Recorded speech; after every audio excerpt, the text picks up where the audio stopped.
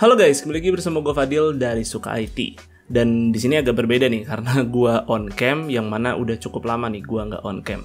Karena di sini gue on cam tuh sebenarnya pingin cerita, yaitu cerita soal perjalanan PC pribadi yang mana tuh komponen-komponennya tuh terus berubah-ubah ya demi memenuhi kebutuhan gue sehari-hari sampai saat ini. Oke, jadi dimulai sih dari sejak tahun 2016 ya, dimana tuh waktu gua awal-awal kuliah tuh di situ gua mendambakan tuh sebuah PC pribadi ya untuk gua pakai kuliah karena kebetulan waktu itu gua keterima di salah satu kampus dengan jurusan Teknik Informatika. So menurut gua punya PC itu tuh kayak investasi ya, dimana mungkin ya gua nanti bakal belajar coding atau hal-hal yang ada di kampus tuh kayaknya sih perlu spesifikasi PC yang cukup mumpuni gitulah. Nah, kenapa gue waktu itu milih rakit PC? Ya karena waktu itu pikir gue daripada beli laptop, ya mending sih kayaknya sih rakit PC itu bisa di-upgrade ya nanti komponen-komponennya dan kayaknya akan punya waktu penggunaan yang lebih panjang dibandingkan laptop kan pasti ya setahun aja udah ada yang baru dan gue yakin akan lebih cepat obsolete. Cuman sayangnya di tahun 2016 itu gue belum ada budget, jadi baru kesampaian tuh di tahun 2017. Nah, sebelum gua mau rakit PC-nya tersebut, di situ gua ada perencanaan tuh sebenarnya gua mau rakit Intel plus Nvidia. Karena waktu di tahun-tahun tersebut kan kita tahu ya belum ada namanya AMD Ryzen. Jadi ya performa CPU Intel tuh kayaknya lebih mentereng dan kayaknya lebih kayak udah reputasinya lebih oke lah si Intel pada saat itu. Dan waktu itu juga kenapa gue pilih GPU Nvidia ya kita tahu kan waktu itu kan di tahun 2016 kan awal-awalnya rilis GTX 10 series, jadi kayak hype-nya tuh tinggi banget gitu, dimana-mana tuh banyak pembahasannya, jadi kayak punya GTX 10 series tuh kayak impian semua cowok yang pingin rakit PC gitulah.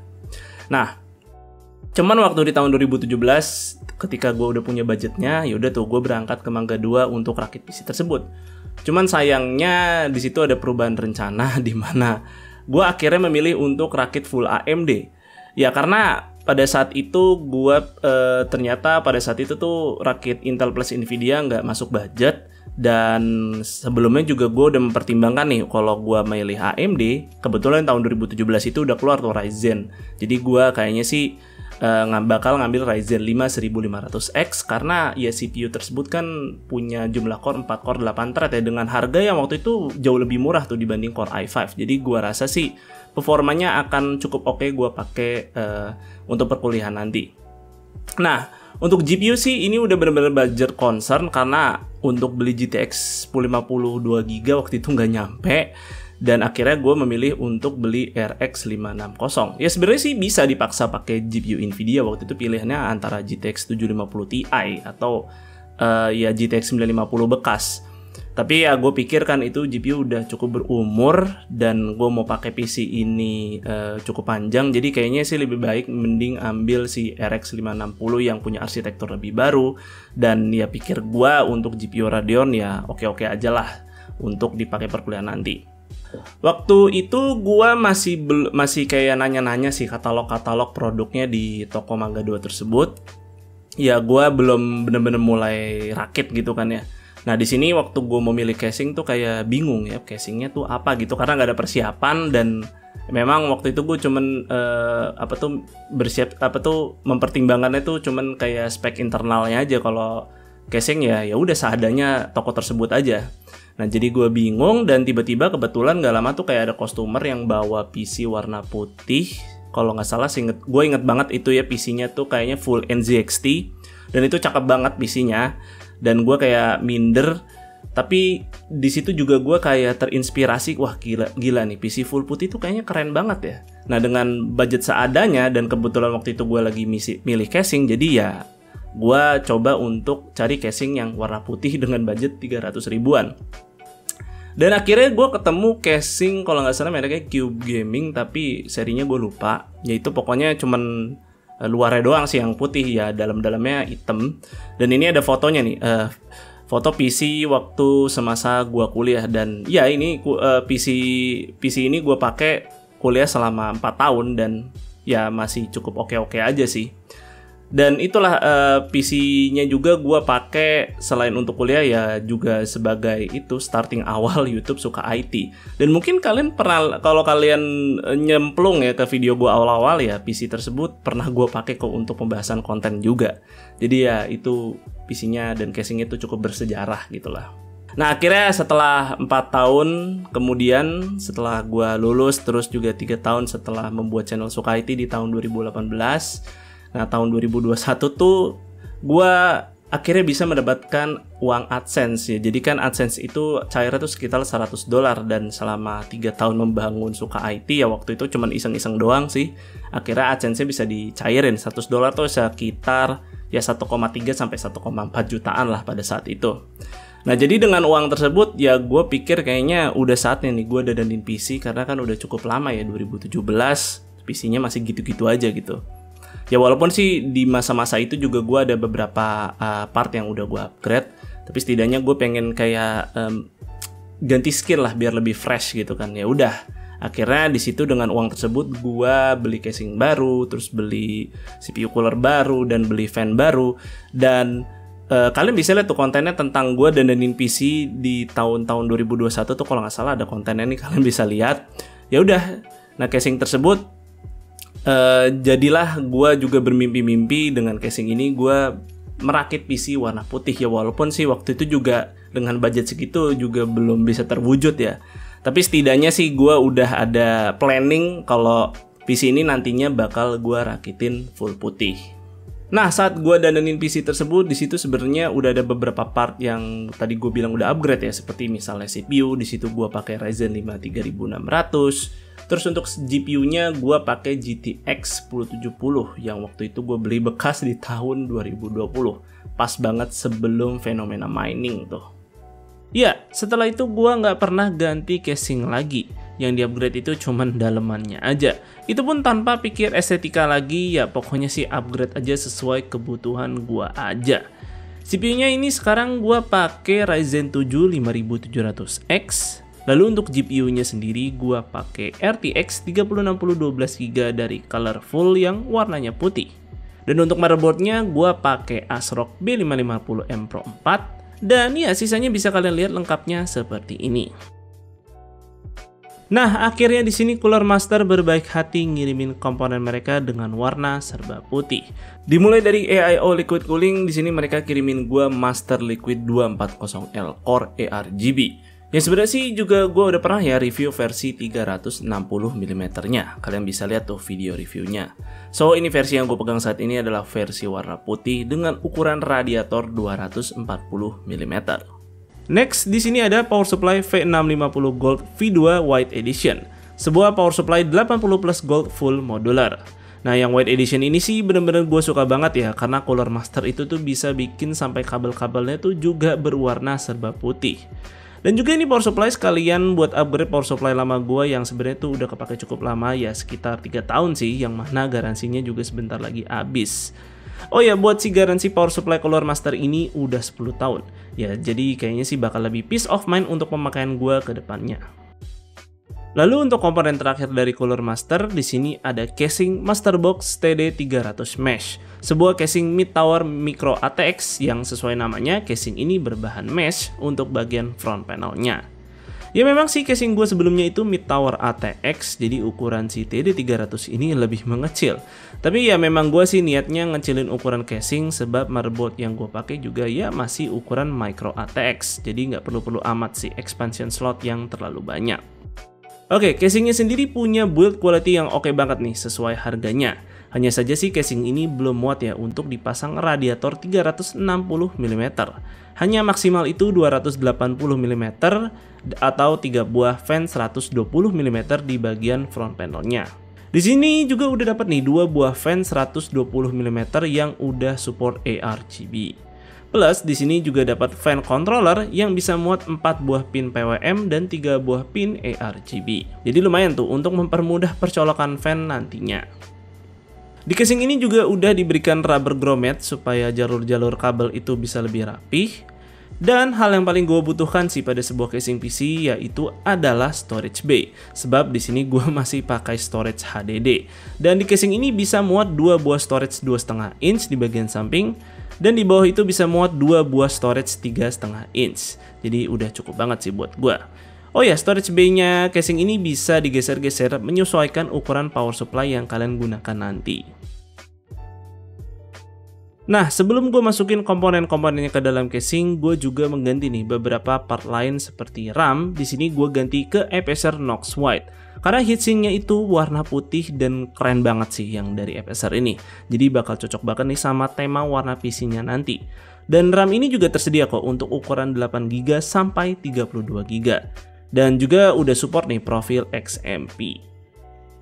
Oke, karena gue pakai RAM FSR, jadi gue sekalian aja minta ke FSR untuk kirimin SSD NVMe mereka ya buat upgrade M.2 SATA gue sebelumnya supaya ya lebih ngacir aja nih storage yang ada di PC gue nanti. Oke, saatnya gue masukin semua komponennya ke dalam casing.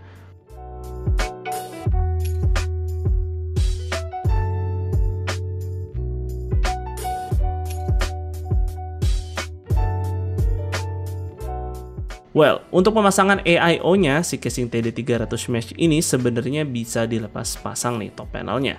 Jadi masangnya sih sebenarnya lebih mudah ya, nggak kayak yang gua ini karena waktu gua masang tuh gua lupa kalau bisa dilepas.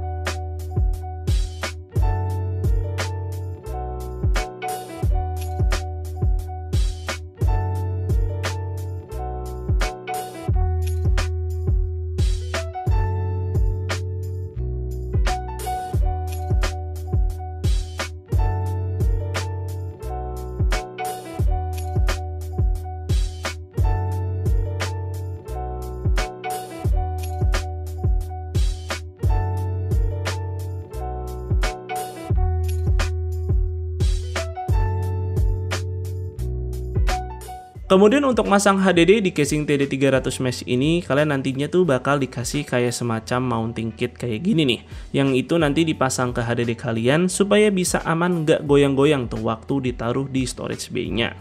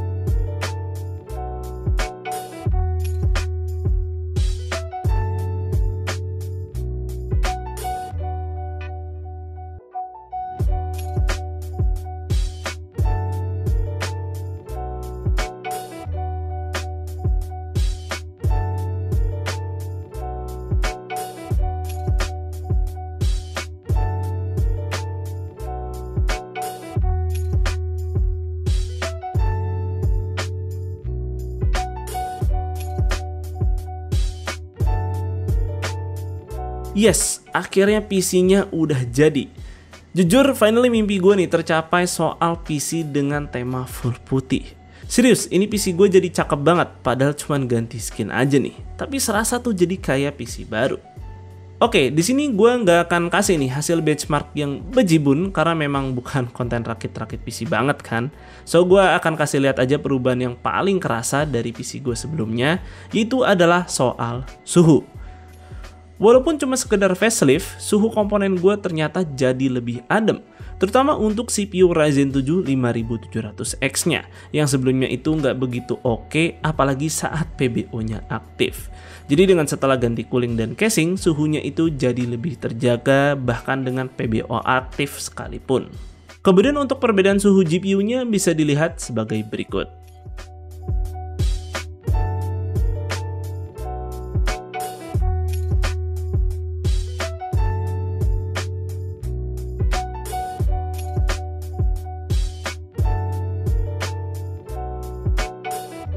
Nah, akhirnya kita sampai juga nih di akhir video, dimana di sini gua ingin menyampaikan sesuatu ke kalian. Tapi sebelum itu, di sini kalian bisa lihat gua ganti cooling. Karena sebenarnya si water cooling Master Liquid 240L core-nya itu water pump-nya mati, guys. Dan PC gua tuh CPU-nya jadi overheat dan dia suka tiba-tiba mati. Jadi gara-gara hal tersebut tuh rencananya kan gua pengen tayangin video ini di tanggal 17-an ya. Dan ya karena hal tersebut gue ada yang footage-nya pengen begini begitu tapi nggak bisa, dan akhirnya gue harus undurkan video ini. Ya padahal mungkin gue lagi apa saja kali ya, padahal barangnya tuh baru banget dikasih sama Cooler Master. Nah tapi tetap aja di sini gue pengen menyampaikan ke kalian karena ya si Cooler Master udah ngedadanin PC gue jadi full putih. Di sini giliran gue untuk berbagi kalian supaya di sini kalian bisa dapetin nih AIO 120 mm dari Cooler Master. Nah tapi tenang aja, video ini gue juga tidak berafiliasi sama siapa-siapa, bahkan dari Cooler Masternya sendiri. Jadi persyaratannya akan cukup gampang.